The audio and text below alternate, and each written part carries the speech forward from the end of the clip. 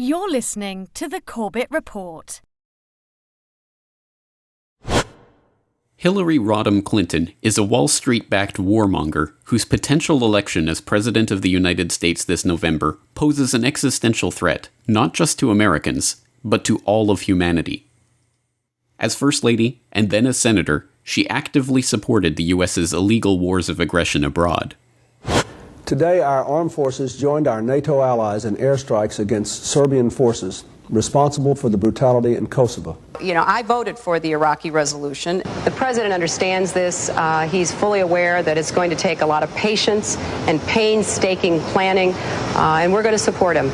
Including thousands of chemical weapons, large volumes of chemical and biological stocks, a number of missiles and warheads, a major lab equipped to produce anthrax.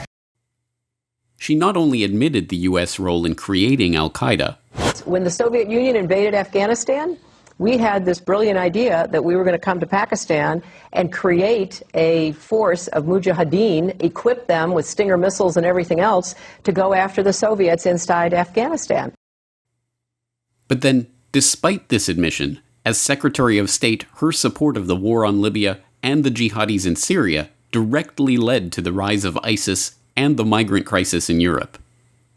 The transition to democracy in Syria has begun, and it's time for Assad to get out of the way. President Assad is not indispensable, and we have absolutely nothing invested in him remaining in power. I think that based on definitions of war criminal and crimes against humanity, there would be an argument to be made that he would fit into that category.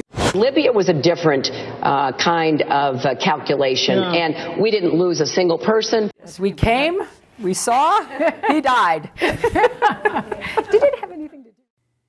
She was the one who announced the U.S.'s so-called Asia-Pacific pivot that has seen more U.S. military forces being placed in the Asia-Pacific as a direct military threat to China.